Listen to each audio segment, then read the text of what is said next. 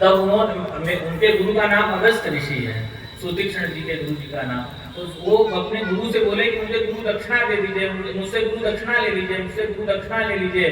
तो अगस्त ऋषि ने कहा यदि तुम गुरु दक्षिणा देना चाहते हो तो तुम राम का दर्शन करा दो मुझे, तो मैं आपका इंतजार कर रहा हूँ कि मेरे गुरु के पास चलिए, मैं मुझसे आपका दर्शन करा दूं। तो आज बहुत वर्षों बाद सुतीक्ष्ण ऋषि जो है अगस्त ऋषि के पास भगवान राम को लेकर के जाते हैं। और भगवान राम जब अगस्त ऋषि के पास जाते हैं तो अगस्त ऋषि से कहते हैं कि भगवान गुरुदेव, आपने वर्षों पहले मुझसे गुरु दक्षिणा के रूप में राम को मांगा था, मैं उस वक्त तो राम को नहीं ला पाया, आज ब्याज सहित सीता और लक्ष्मण के भी साथ आया हूँ, ये आप हमारी दक्षिणा स्वीकार कीजिए। अगस्त जी बड़े प्रसन्न होते हैं, उनको खूब आशीर्वाद देते हैं और यहाँ पर अगस्त मिलन संपूर्ण होता है। फिर भगवान पंचवटी में जाकर के निवास करते हैं और पंचवटी में वहाँ पे उनका जो दर्शन है शूर्पणखा से होता है। शूर्पणखा भगवान राम और लक्ष्मण को देखती है। ये पंचवटी जो है मायावी नगरी है और यहीं से माया का प्रारंभ भी है। भगवान चित्रकूट में कोई माया नहीं की, एकदम सीधे सरल संपन्न थे, कुछ भी कोई माया का प्रदर्शन तक नहीं किया है भगवान ने, और सबसे सरलता से मिले हैं और सरलता से ही बात किया है।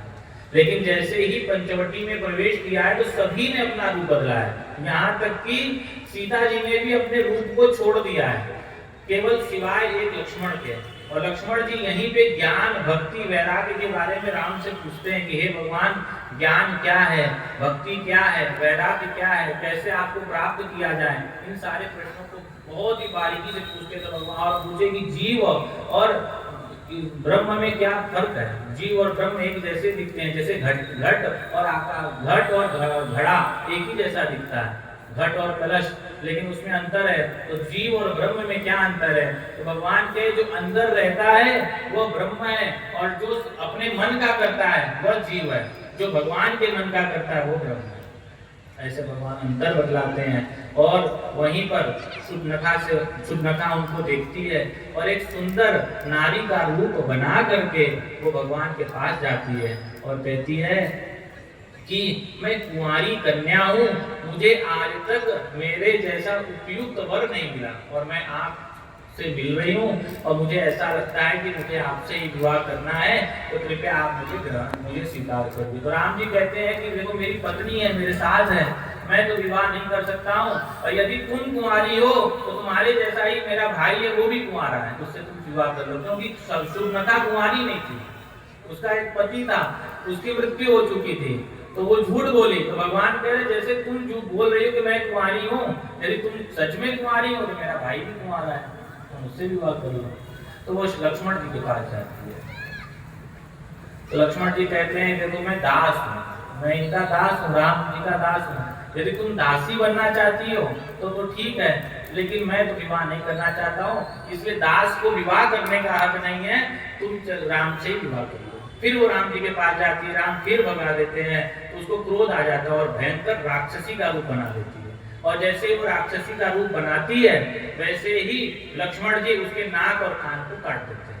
तो जहाँ नाक गिरती है उस जगह का नाम नासिक हो जाता है, नासिका। और जहाँ नाक को ऐसे काट के तो नीचे गिरती है और कान को ऐसे काटते हैं तो कानपुर हो जाता है, जो कान में कानपुर में गिरा।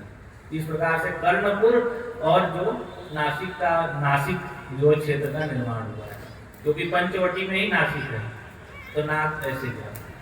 तो इस प्रकार से शूर्पणखा को बड़ा क्रोध आता है और वो क्रोध के मारे अपने भाई खर और दूषण के पास जाती है, और वहीं पे त्रिशरा नाम के भी 3 भाई, तीनों के पास जाती है और उससे कहती है कि दंडकारण्य में भयंकर लोग आ चुके हैं और तुम यहाँ बैठे हो, जाओ उनसे युद्ध करो और मुझे विजय प्रदान करा। और उन्होंने मेरी नाक कान काट दी। तो वो जाते हैं, भगवान से युद्ध करते हैं और भगवान और उनसे मोहग्रस्त भी हो जाते हैं। भगवान को देख करके खरदूषण कहते हैं कि छोड़ो, जाने दो, ये तो मेरे बहन की नाक कानी काटी है, कोई बात नहीं, जाओ दूध से कहलवाते हैं कि भगवान राम से कह दो कि मैं युद्ध नहीं करना चाहता हूँ, बस अपनी पत्नी को मुझे दे दो। तो वो दूध जाके भगवान राम से कहते हैं कि हे राम, खरदूषण ऐसा चाहते हैं कि वो आपसे, आप इतने सुंदर श्यामल सरोवर भगवान राम है, आपसे कोई युद्ध करने से कोई लाभ नहीं है, बस आप अपनी पत्नी जो है उनको दे दीजिए। तो भगवान कहते हैं कि मैं युद्ध करने के लिए तैयार हूँ, यदि हिम्मत है तो आगे मुझसे युद्ध करे। तो युद्ध होता है, युद्ध में उनको मार गिराते हैं, तीनों लोग मारे जाते हैं। तब शूर्पणखा दौड़े दौड़े रावण के पास जाती है और वो रावण से कहती है कि मैंने तुम्हारे लिए एक सुंदर स्त्री देखी है, वो इतनी सुंदर है कि वो लंका में ही रहने लायक है और कहीं रहने लायक नहीं है, लेकिन वहां पर दो मनुष्य हैं जो उसकी रक्षा कर रहे हैं और उन्होंने खरदूषण और त्रिशरा को मार दिया है। और यदि तुम चाहते हो कि उस स्त्री से तुम्हारा विवाह हो जाए तो तुम्हें उस स्त्री को लेके आना चाहिए। झूठ झूठ बोलती है।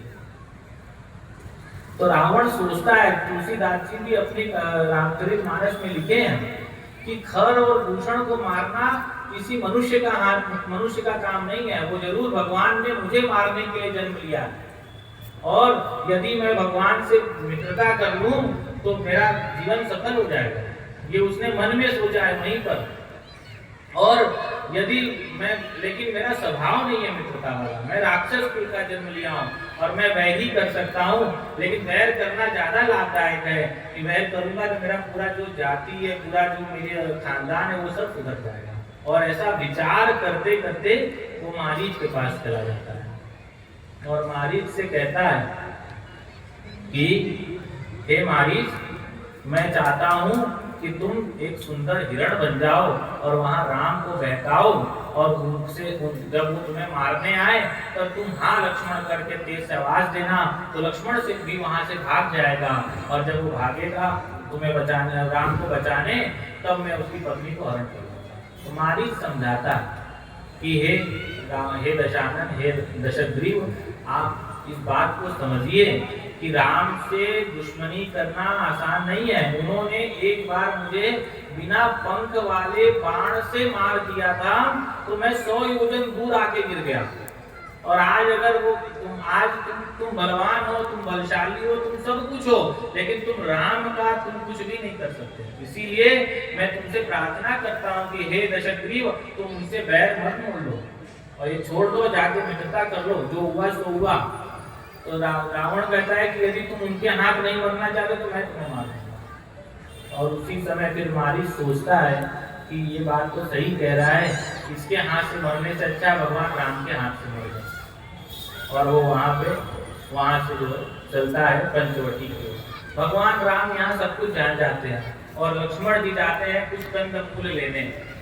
तो भगवान जब देखते हैं कि यहाँ पर कोई नहीं है तो सीता माता से कहते हैं कि हे सीते, अब लीला करने का समय आ गया है, आप अग्नि में प्रवेश कर जाइए।